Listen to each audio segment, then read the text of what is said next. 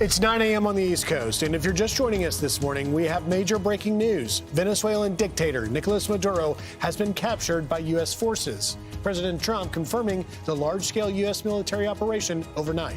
Attorney General Pam Bondi confirming Maduro and his wife face drug and weapons charges in the U.S. And about 20 minutes ago, Vice President J.D. Vance revealing President Trump offered Maduro multiple off-ramps.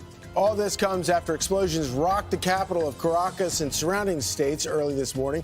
President Trump is expected to hold a news conference from Mar-a-Lago at 11 a.m. this morning. But first, he joins us now by phone. And let's get right to the President of the United States, Donald Trump. President Trump, thank you so much for joining us this morning. Well, thank you very much. Good morning. So you've had quite a busy evening. Tell us about it. It was slightly busy, I would say. It was very dark all over, especially in Venezuela. The team did an incredible job. They rehearsed and practiced like nobody's ever seen. And I was told by real military people that there's no other country on earth that could do such a maneuver. If you would have seen what happened, I mean, I watched it literally like I was watching a television show. And if you would have seen the speed, the violence, you know, they say that, the speed, the violence, they use that term. It's it was an amazing thing, an amazing job that these people did. There's nobody else could have done anything like it. You're at Mar-a-Lago right now. How were you able to watch this? Well, we watched it from a room. We had a room, and we watched it, and we watched every aspect of it. We were surrounded by lots of people, including generals, and they knew everything that was happening, and it was very complex, extremely complex, the whole maneuver, the landings, the number of aircraft, which were a massive number, the number of helicopters, a different type of helicopters, different type of fighter jets. We had a fighter jet for every possible situation, and they just broke in, and they broke into places that were not really able to be broke into, you know, with steel doors that were put there for just this reason, and they got taken out in a matter of seconds. I've never seen anything like it, actually. And you were able to watch this in real time. Yeah, and don't forget, I've done some pretty good ones in other parts of the world, okay? I've done some pretty good ones, but I've never seen anything like this. I was able to watch it in real time, and I watched every aspect of it, and I listened to the communication between, you know, where we were in Florida and out in the field in Venezuela. And it was amazing to see the professionalism, the quality of leadership, the professionalism. General Raisin Kane is fantastic. Don't forget, we did another one not so long ago. It was called the knocking out of the Iranian nuclear threat, the nuclear power. And that was unbelievable what they did there. And this is something that, gee, I don't know, it's amazing. And to have a few injuries, but no death on our side is really amazing. Mr. President, critics will say that strong action can risk escalation, but history has shown us that weakness can truly invite chaos. And this military operation clearly sends a message to our adversaries around the world, China, Iran, Russia, that we are no longer the weak administration that we had for 4 years under former President Biden, who tolerated narco-terrorism. What is next for the United States and Venezuela? Well, we're very strong, and very importantly, if you look at drugs through the oceans, through the seas, they're down 97%. That's the boats. It's sort of related to this, as you know. The drugs are way down, and it's getting very, very tough. It's a whole different look. We have a whole different country. We have a country now that's respected. We have a country. I built the military in my first term, and they gave a little chunk of it away, but it was a lot. But it was a little chunk relative to what we built. But they gave it to Afghanistan so stupidly. It was one of the. Compare this to Afghanistan, where we were a laughing stock all over the world. We're not a laughing stock anymore. No, we have the greatest military in the world by far. We have the greatest equipment, military equipment in the world by far. And you had to see this in real time. You had to see this, the professionalism and the bravery, everything about it. And you almost couldn't hold them back. It was like they wanted to go so badly. And most people would have said, I'll take a pass. I know that Charlie would have wanted to go because Charlie's a very brave person. But I know a lot of other people would have said, I think I'll pass on this one. Let's watch it on television. Yeah, so it's been amazing to see how good they were, how professional they were, how incredible the equipment we have is. I mean, the level of equipment and to see how it worked so perfectly. And, you know, if you compare this to attacks on Iran over the years with, you know, helicopters crashing into each other, the whole thing was a mess. The Jimmy Carter situation, which was a mess. And every other situation compared to this, nobody's ever seen like this. Look, the Iranian attack, knocking out their nuclear power was big. We had peace in the Middle East, and we have it. Without that, you could never have peace in the Middle East. We knocked them out, and look what's happening now to Iran, but we knocked it out. That was, it could not have been better, and this could not have been better. I don't even know which is, these are both really important. If you think about equal and importance, I wonder how it's going to be rated, but knocking out the nuclear power of, think of it, they were ready, they were within 2 months, they would have been a nuclear power. And comparing that to this in a certain different way, I think this might have been actually more complex. Well, it's interesting. But that was something that was amazing. It's interesting, Mr. President. We've looked, our own Lucas Tomlinson, our reporter here. I don't know if you knew this intentionally, but the capture of Maduro and his wife coincides with the 6th anniversary of your taking out the Iranian Revolutionary Guard's Qasem Soleimani. Interestingly, it's six years after. But let me ask you a question, Mr. President. Because, by the way, that was the third thing, and we have a fourth. We got Soleimani. We have taken out so many. Look at what we did to the leader of ISIS, who's no longer with us, right? And everybody was after for 20 years, and we got him. We've done a lot, but this was something, maybe because it's fresh in our minds, you know, because again, the Iranian situation was so big, knocking that out, and the B-2 bomber, every single missile hit its target. And the target was an air shaft. Right. Dark at night. Think of that. Dark at night, no moon. You couldn't see a thing. And every missile went right through that air shaft and just obliterated the place. So that was amazing. And this was amazing. I wonder, Mr. President, though, I want to ask you because from your Vice President, J.D. Vance, said that the message is pretty clear. The drug trafficking must stop. So was this operation a message that you're sending to Mexico, to Claudia Sheinbaum, the president there? Well, it wasn't meant to be, and we're very friendly with her. She's a good woman, but the cartels are running Mexico. She's not running Mexico. The cartels are running Mexico. And we could be politically correct and be nice and say, oh, yes, she is. No, she's very, she's very frightened of the cartels. They're running Mexico. And I've asked her numerous times, would you like us to take out the cartels? No, Mr. President. No, please. So we have to do something because we lost. The real number is 300,000 people, in my opinion. You know, they like to say 100,000. 100,000 is a lot of people, but the real number is 300,000 people. And we lost it to drugs, and they come in through the southern border, mostly the southern border. Plenty come in through Canada, too, by the way, in case you don't know. Yeah. But they come in through the southern border, and something's going to have to be done with Mexico. Why did you decide to do this morning? Are you talking about calling you people or the shot? No, taking out I'm not sure which is worse. If you want to know the truth, I'm calling you. I haven't spoken to anybody else because Charlie Hurd has been a great friend of mine for a long time. He was with me when it was not fashionable. And those are the people I like. He was with me, Charlie, when it was not at all fashionable. So that's the reason I'm doing this. And your show is great. You're doing a great job. What a good team. But I meant, why did you make the decision to take out Maduro this morning? And what was Maduro doing when our guys came in on him? So we were going to do this 4 days ago, but the weather was not perfect. The weather has to be perfect. And we had just the perfect weather. We had, very good. A little bit few more clouds than we thought, but it was good. We waited 4 days. We were going to do this 4 days ago, 3 days ago, 2 days ago. And then all of a sudden it opened up and we said go.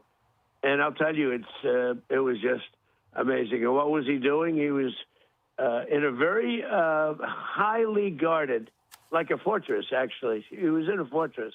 You know, that we had nobody killed was amazing. I think we had nobody killed, I have to say, because a couple of guys were hit, but they came back and they're supposed to be in pretty good shape.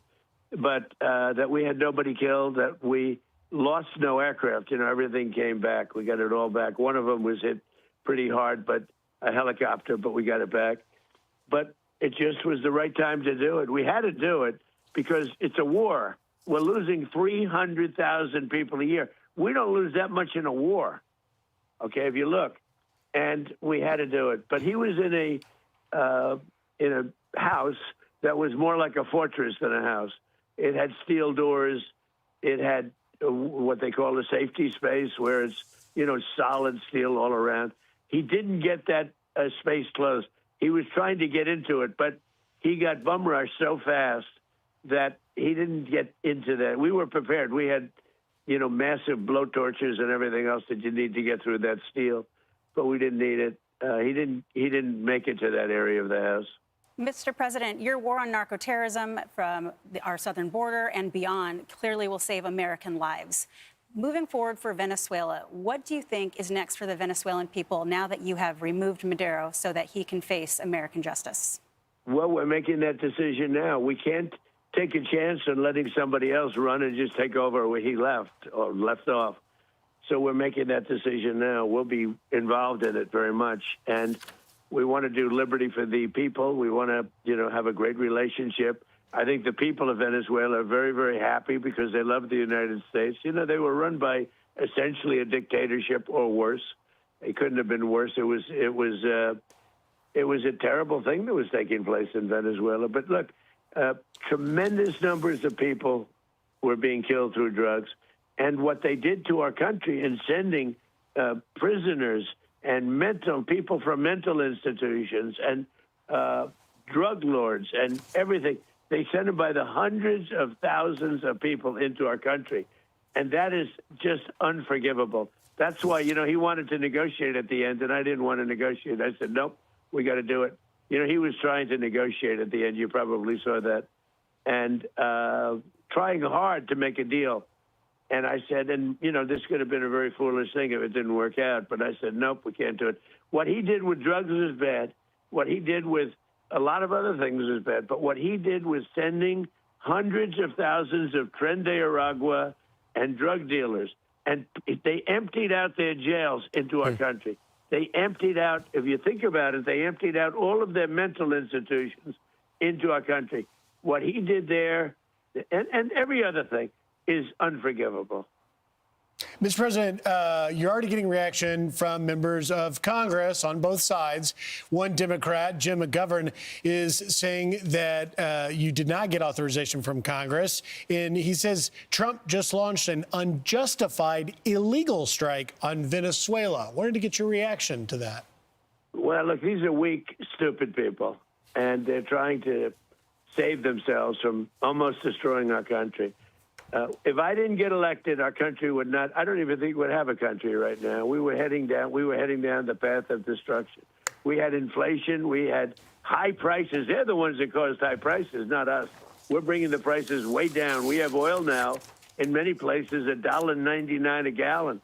And, you know, when you do oil, everything follows, but everything is following. But, no, they would have destroyed our country. If we didn't get elected, if Kamala or a Joe type got elected, if that group got elected. But if Kamala got elected, I don't think at this point we would even have a country. We were laughed at all over the world. The money was flowing out. Everybody was leaving. The companies were leaving. The people were leaving. The wealth was leaving. We have $18 trillion coming back into our country, the biggest number in the history of the world. The second biggest number was $3 trillion. We're at $18 trillion, and it's building factories and plants. It's doing things that no country has ever seen before. But as far as last night is concerned, It was really genius. What they did is genius. And the Democrats, maybe they'll take a shot. They'll take a shot. All they do is complain. They don't talk about, they should say, you know what, we did a great job. We're stopping drugs from coming into this country. And nobody's been able to do it until we came along. But they should say, great job. They shouldn't say, oh, gee, maybe it's not constitutional. The same old stuff that we've been hearing for years and years and years. They did an incredible job. These men and women that went out there last night, the courage they had, going into an area where, all the lights were turned off. We turned off almost all of the lights in Caracas. I mean, this thing was so organized. And they go into a dark space with machine guns facing them all over the place. And then you hear from a guy that I'd never even heard of him. But you hear from some congressman saying, oh, this is so terrible. We're saving lives. And by the way, the boats, every boat, because that's sort of related to this, every boat that we hit saves 25,000 lives. Yeah, I don't think you're going to get any hosannas or thanks from certain Democrats in Congress, that's for sure. But one of the things, you've already obviously cracked down on these drug boats. You've also cracked down on these illegal oil shipments coming out of Venezuela.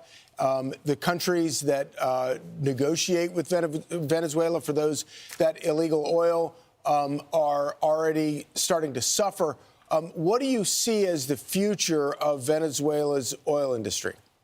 Well, I see that we're going to be very strongly involved in it. That's all. I mean, what can I say? We have the greatest oil companies in the world, the biggest, the greatest, and we're going to be very much involved in it. We can't do something like this, and we're prepared. We were prepared to do a second wave. We were all set, and this was so lethal, this was so powerful that we didn't have to, but we're prepared. We're out there with an armada like nobody's ever seen before, and we're prepared. And frankly, probably thought we were going to have to do it, but we were prepared for a second wave going in. Mr. President, sorry, Nicole, could you follow up on one thing? And that was when part of Vice President Vance's tweet about an hour ago said that you offered several off-ramps to Maduro that he didn't take. What did those off-ramps look like? Well, basically, I said you have to give up. You have to surrender. And he was close. But in the end, I really didn't. We had to do something that was really much more surgical, much more powerful. This was much more powerful than anything we could have done. This is amazing. And we learned a lot going into. We learned a lot of things, but this was a very important symbol. And I had discussions. I actually spoke to him myself, but I said, you have to give up. You have to surrender. When did you speak to him? He was not willing. A week ago. A couple of times, but a week ago. Mr. President, this is clearly a signature moment for your administration, this military strike, the capture of Maduro. We've had a lot of signature moments, if you really think about it. It certainly was. Let's add it to the list, one of the signature moments. But what do you say to the people waking up to this news this morning who are concerned that these actions may result in prolonged involvement of U.S. military in Venezuela? Well, first of all, I say that what we're doing is saving lives because the drug trafficking is so bad. It's gotten so out of control. And, when you think 97% of the drugs coming in by sea, by ocean, by waterway, 97% down. It's almost nothing left. You don't see ships. You don't see anybody. You see very few ships coming in loaded up with, hundreds of bags of fentanyl, cocaine, and everything else you can imagine. It's virtually stopped. And we'll stop it on land. And this was one of the things that we did to stop it on land. We had to do this. In order to stop it on land, this was a part of it. There are other parts and there are other areas, frankly. But what they did is really amazing. And I think it sends a signal. We're not going to be pushed around as a country anymore by these countries where we want to be politically correct all the time. They're killing our people. Does. If we had a war, if you lost 300,000 people, in the Civil War, we lost 600,000 people. We lose 300,000 people a year to drugs. And we're not going to allow it anymore. with any country. You said that you were prepared for a second wave, and I assume that you still are. But what does the future look like for the Maduro loyalists who are still in Caracas and I assume have not yet fled or been removed? Well, if they stay loyal, the future is really bad. Really bad for them. If they convert, there's a conversion factor. I would say most of them have converted. He's had very little loyalty. In fact, I noticed that today that some people are marching on the street waving flags, and they're very in support. They have American flags being waved on the streets. So, I mean, I think he's got very little support. Look, he was a dictator that the people hated. So I don't see a lot of that. I don't think we're going to see a lot of that. Well, will you, Mr. President, throw your support behind opposition leader Maria Corina Machado, who, as you recall, won the Nobel Peace Prize and then in turn dedicated it to you for your efforts in pressuring Maduro? Are you going to fully support her to take over to run the country? Well, we're going to have to look at it. Right now, they have a vice president, as you know. I mean, I don't know about what kind of an election that was, but, the election of Maduro was a disgrace, just like my election was a disgrace. 2020 was a disgrace, and, a real disgrace. Now, 2024 was too big to rig, but what he did was, his was open. I would say, frankly, you want to know the truth? I think Charlie would testify this. It wasn't a hell of a lot worse than what they did to us in 2020. It was our election was a disgrace in 2020, and everyone knows it. And now it's come out, and it's come out even in the legal form. But it was disgraceful. He had an election that was a rigged election, and the people have no love for him. That's for sure. He had very little loyalty, if any loyalty. He was a dictator who was a tough cookie, and he ran it tough, and the people can't believe they got so lucky. Mr. President, what do you make of the fact that just hours before the airstrike, there was a Chinese delegation meeting with Nicolas Maduro, and we have yet to hear from China any sort of comment on the attacks? I know nothing about that, but I have a very good relationship with President Xi, and there's not going to be a problem. And they're going to get oil. We're going to allow people to have oil. But we can't take a chance after having done this incredible thing last night of letting somebody else take over, where we have to do it again. We can do it again, too. Nobody can stop us. There's nobody that has the capability that we have. When I watch that war in Russia going on and on and on, and everybody dying, and it's like it's primitive. It's primitive. It's horrible. It's really horrible. Could you tell us, Mr. President, a little bit more, because you're talking about the precision of this operation and the brave men and women. Was this Delta Force guys? Were this Navy SEALs? Could you talk a little bit more about that? Yeah, they're the most highly trained soldiers in the world. There's nobody that has their talent, because it's talent. It's not just bravery. It's bravery. You have to have the bravery, but it's talent. Nobody has talent like this, and nobody has equipment like we have. I mean, everything was pinpoint. They had everything. They practiced. They actually built a house which was identical to the one they went into, with all the safes and all the steel all over the place, and, at the top of stairways and rooms. It was Delta Force, sir? I don't want to say, but I will say this. I'm having a news conference in just a little while, so therefore I'm going to have to get off this line pretty soon, but I'm having a news conference at 11, and we're going to be talking about it. And I will say that I'm very proud to be an American. As are we, Mr. President. Will we be hearing from Secretary of War Pete Hegseth about what went into the planning and the execution of this incredible operation? Yes, and General Kane and some other people, they'll be telling you things that we can't tell you. We're not going to say everything, because we have things that nobody even knows about. Nobody has even a clue about, and we don't want to talk about that. And there's no reason to. But you'll be seeing a lot of things. So we're going to have a pretty open news conference, and we have to make sure that Venezuela doesn't go bad again. It went bad. It was a great country 20 years ago, and now it's horrible. Remember, I used to say that if they get elected, the other side, the people that we're talking about, if they get elected in our country, It will be Venezuela on steroids. Do you remember that? I used to say Yes. that all the time, Charlie, right? Indeed. We would have been Venezuela on steroids, meaning we would have been a bigger version of Venezuela. But the end result, we would have been a failed nation. Had they gotten elected, we would have been a failed nation. So I'll get ready for a news conference. And, Real quickly before we let you go, though, can you tell us where Maduro and his wife are right this second? Well, they'll be heading to New York. You know, they were indicted in New York, and also. So are they taken to a ship first, and then? Yes, to Iwo Jima.